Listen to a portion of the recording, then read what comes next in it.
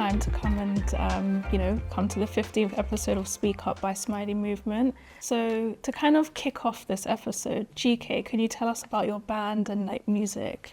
Yes, so I'm in Venus Girls, I sing, and we originally met at Leeds College of Music, and just over the last few years we've just been writing and recording and touring all over the UK. Recently started to go out to Europe as well, which is very exciting. And I would say the most appropriate genre for us, it would just be in the rock realm, but I would say alternative rock with some hints of grunge in there. And we're all quite witchy and spiritual, so we sort of put a lot of that into what we do as well. We're a little coven. So you said that you've recently, gone into Europe a bit. What's your favourite city? Oh, There's one right answer. Is there? Oh God! When I say we start, I mean it's brief. But we played in Paris recently, and that was amazing. It was one of my favourite shows today. It was just so wholesome. Everyone was so lovely. It was great. And like the first time I met you and the rest of the band, it was at a special set of gigs. What was so special about those gigs? So on our sold-out September UK tour last year, we were lucky enough to partner with Anthony Nolan to encourage our fans to sign up to the Life-Saving Stem Cell Register. So we made sure that there was an Anthony Nolan representative at every single one of our shows to talk to our fans, to encourage people, or just to be there as a point of information for our fans. Because a lot of people don't know about the Life-Saving Stem Cell Register. So we just sort of wanted to platform it really in collaboration with Anthony Nolan and the incredible work that they do. And do you have like a personal connection to Anthony Nolan? Could say a little bit. No, so in 2022 I was diagnosed with a cancer called acute myeloid leukemia, which is a cancer of the bone marrow, and then that eventually spreads to the blood. And I received 9 months chemotherapy, and I was fortunate that I've been in remission for 2 years now. I didn't actually have to have a stem cell transplant in the end, but it was always, told to me that it was a possibility for my case. And, thankfully, the chemo worked. But many of my friends that I met on the ward had transplants, and their lives have been saved by it. So I think it's just about using the knowledge that I think I've accrued over a very strange and difficult time of my life to try and raise awareness of it, because it's so easy to join the stem cell register, and I just want to give that back a little bit because I didn't know about it before I was ill. So. And Diana, for like our audience that out there that doesn't know, like what does Anthony Nolan do? So Anthony Nolan was established as the first bone marrow register in the world. So in 1974. Shirley Nolan had established the register because her son needed a transplant.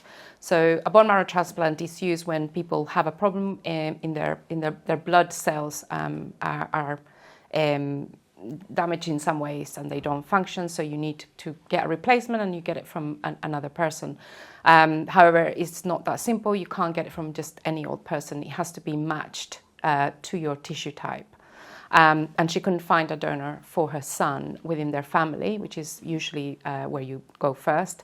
And she thought, well, surely there must be a list somewhere of people that I can go to, and it didn't exist.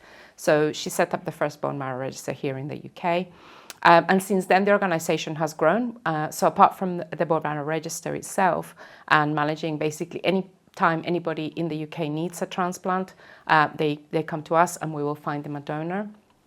Equally, people elsewhere in the world, if they need a transplant, we sometimes also find donors for them from our UK register.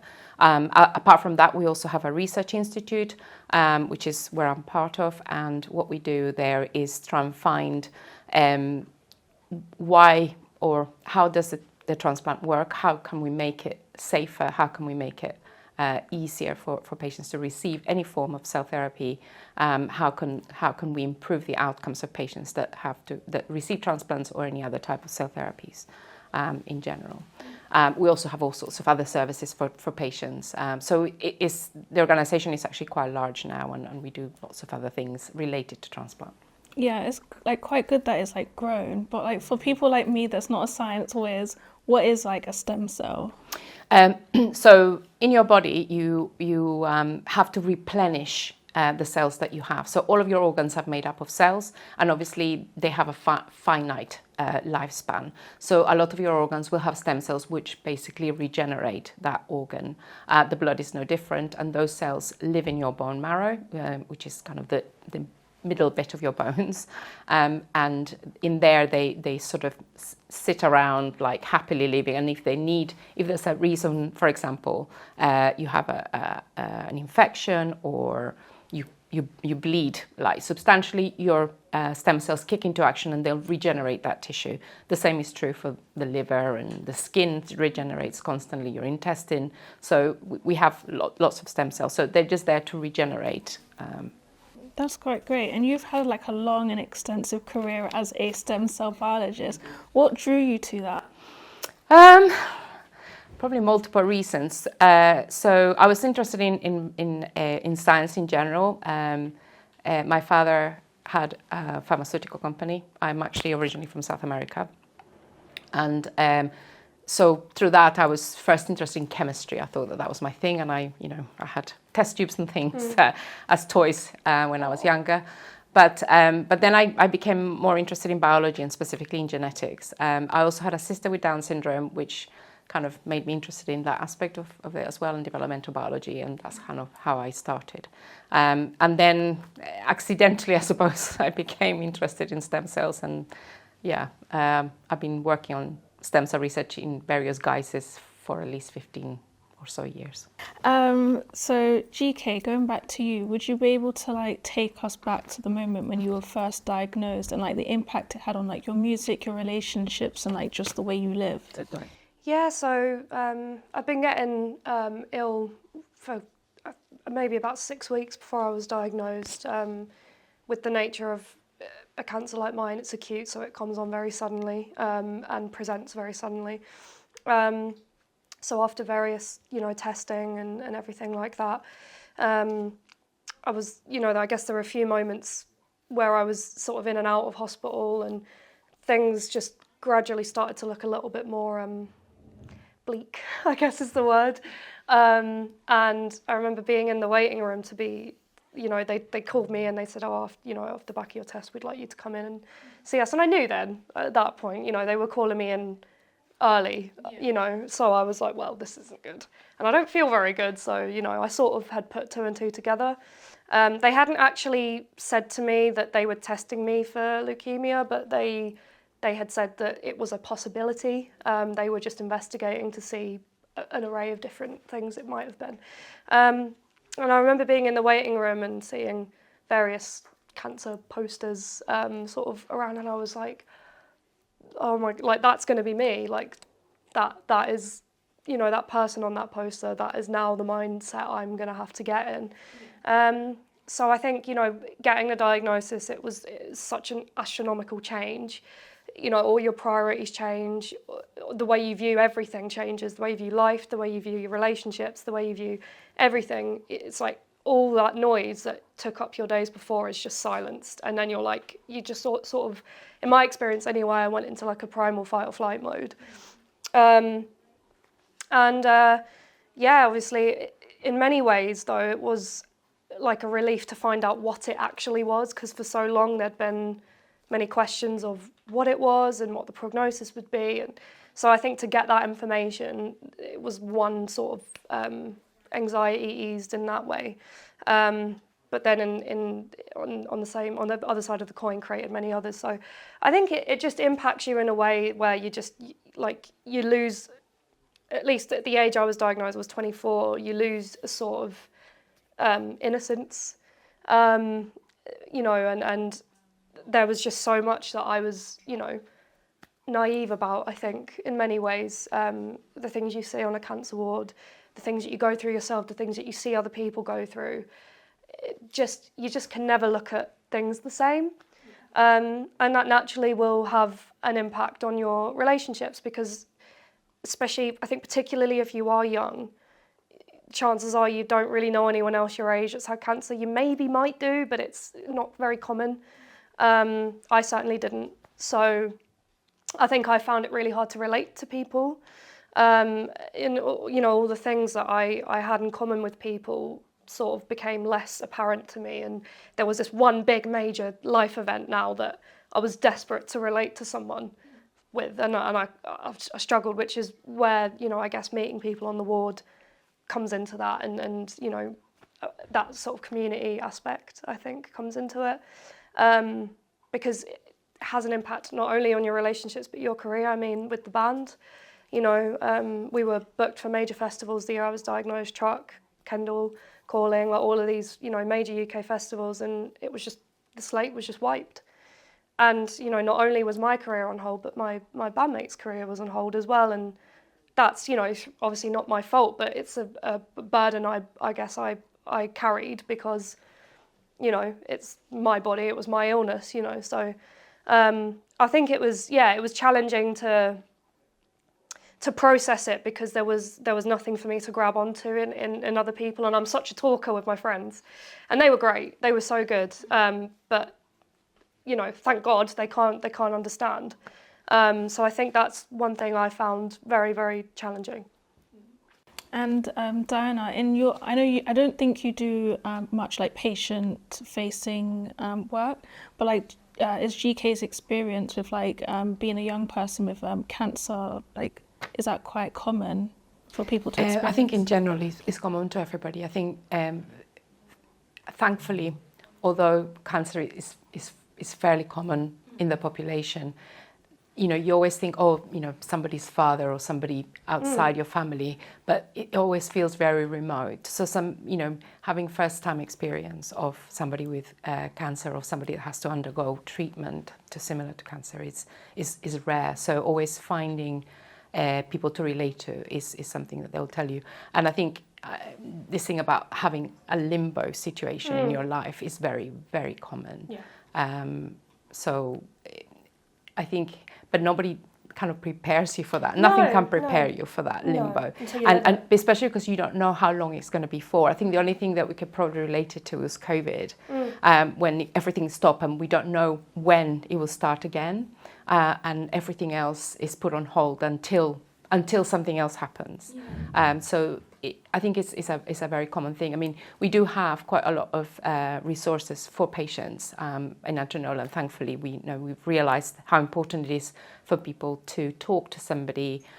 We have a phone line, and we also connect people that are undergoing similar treatments so that they can speak to somebody that's in the same boat. I think that's a really kind of crucial thing, because you don't want to be, I'm the only one in this situation. I think that's very isolating. It is, yeah, especially because particularly with a lot of blood disorders and blood cancers, the treatment is quite intense. It makes you very immunocompromised.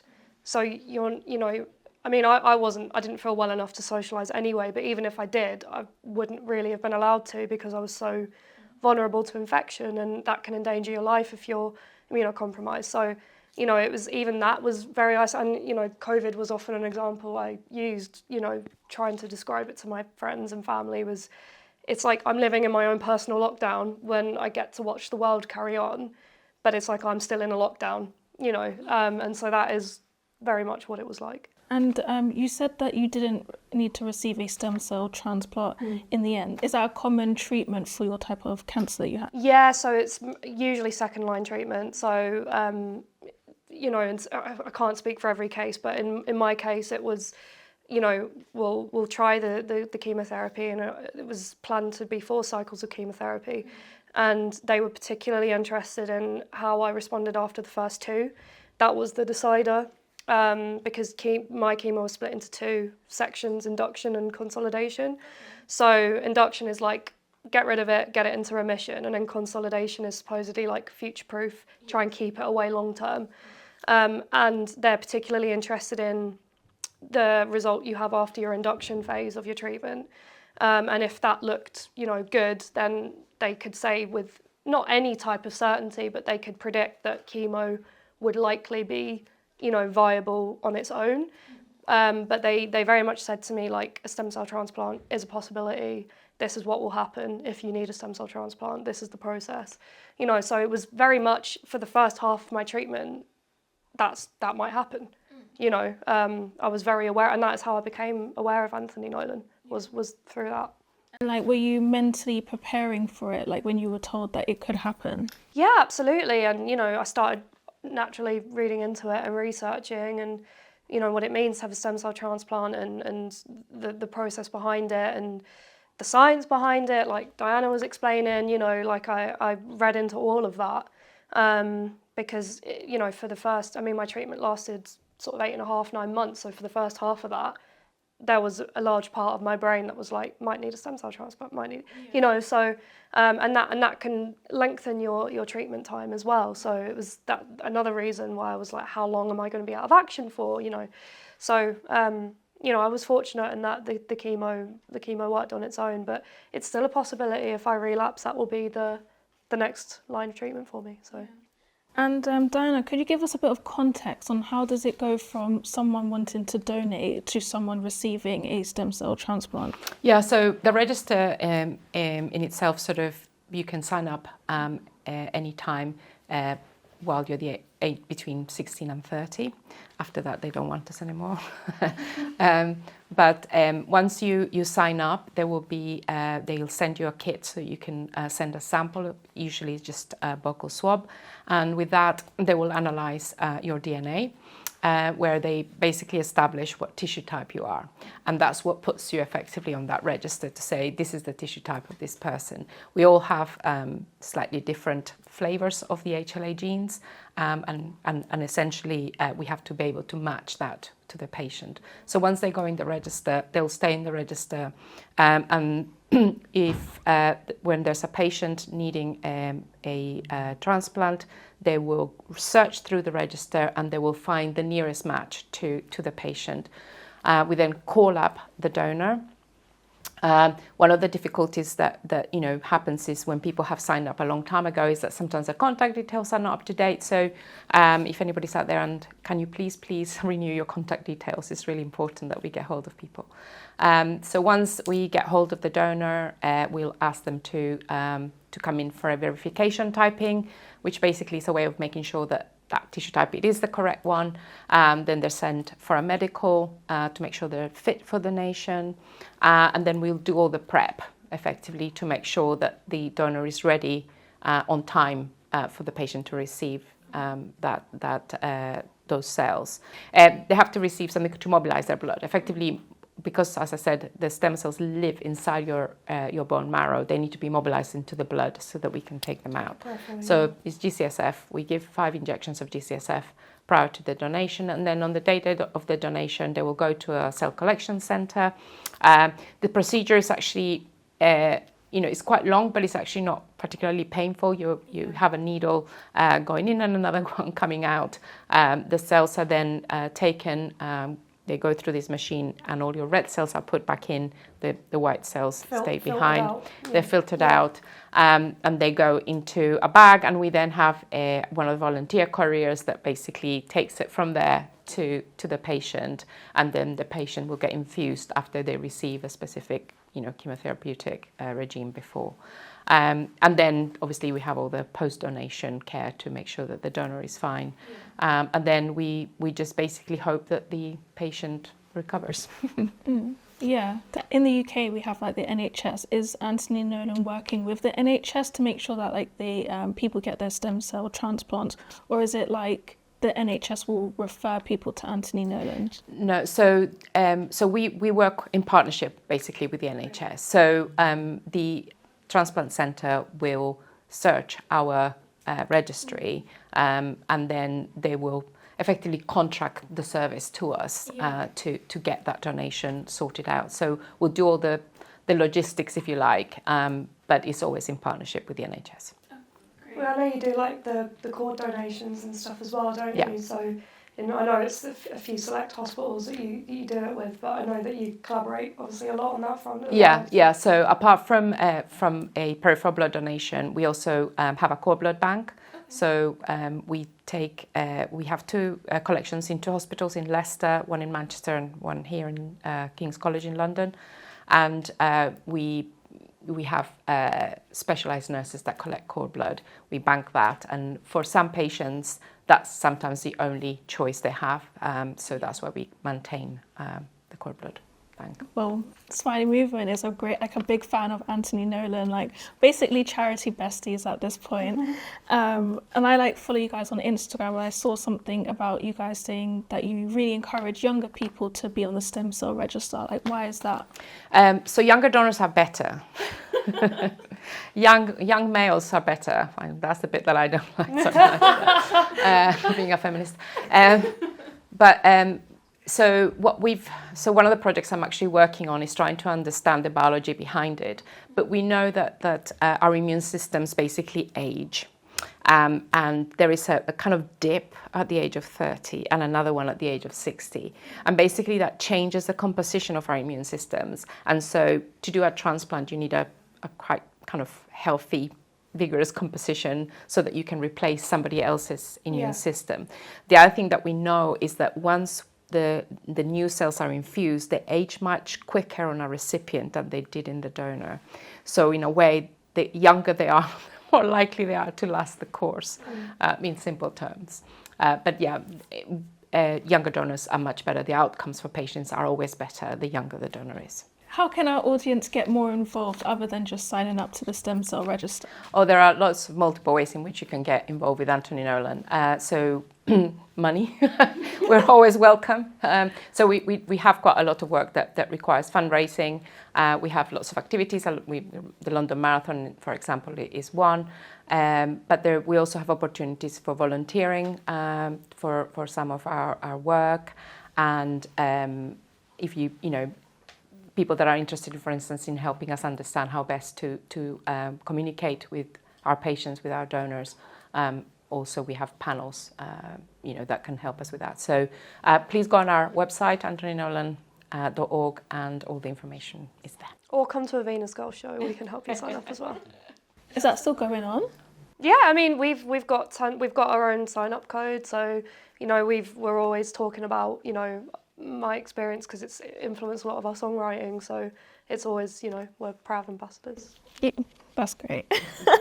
It's really nice to know that you're really passionate, and music speaks to a lot of people, so it's good that you're sharing an issue that's very close to you with your fans. And what would you say to someone that's recently been diagnosed or going through treatment? I would say, obviously, a lot of people say, oh, you've got to keep positive, and of course you do, even when every fibre of your being doesn't want to, because you've just had your whole world turned upside down. My genuine, sincere advice, other than the obvious things of talk if you need to and things like that, is to prepare yourself for change and for it to feel uncomfortable, but that it doesn't always stay uncomfortable. Eventually, you do grab onto things again, and your old problems will then eventually become your problems again. And I think for a long time I didn't believe that, because for so long after treatment, my headspace was taken up with that still. Obviously, it would for anyone. But it's I think preparing yourself for change and just allowing yourself to feel uncomfortable with that, as long as you need to. That's my sincere advice. It's what I would have wanted to have heard, I think. Yeah. And Diana, how can someone mentally prepare themselves for being a stem cell donor, and what top tips would you give to someone that wants to take that leap? I think it's a really incredibly rewarding experience for most donors. At least that's kind of what they tell us. I think the thinking that you gave somebody a chance to live is incredibly powerful. And to be fair, the donation process is actually relatively simple. Okay, it takes maybe a couple of days of your time, but really is a very small thing. And what you have done for that person and that family, even for those patients that may not survive for millions of years after, you have given them some time with their families. Extending that time with their families for some people is totally invaluable. You have no price on that. So, it's something very simple in some respects that you can do, that it doesn't, in a way, cost you anything. and the opportunity to be able to help somebody in that manner is amazing. I think it's a really positive experience. There are people that may be reluctant for whatever reason. Please read about it. Please go ahead and ask us questions. We're always very happy to help you understand the process. As I say, it only takes a few hours. It's not painful. I promise. And like for my own curiosity, like I've donated blood, and with that they have to like know your blood type, and they really encourage people of like more diverse backgrounds. Is it similar for stem cells? Even more so, okay. In fact, because as I say, we have to tissue type and make sure that we match the tissue type. That's even more diverse than your blood type. Right. So finding appropriate donors for ethnic minorities is actually much harder, partly because the ethnic minority population is much more diverse effectively than us boring old white people. We have we have much more common types, and the majority of the register is actually composed of people of Northern European origin, so it's much harder. So we encourage more so people from ethnic minority backgrounds to sign up to the register, because for that population it's even harder to find appropriate donors. I could like listen to you both talk about this topic for like ages, but and it's been really interesting, and thank you guys for your time. No, thanks. To our audience, there'll be more resources in the description below, including Auntie Nolan's stem cell register for you to sign up.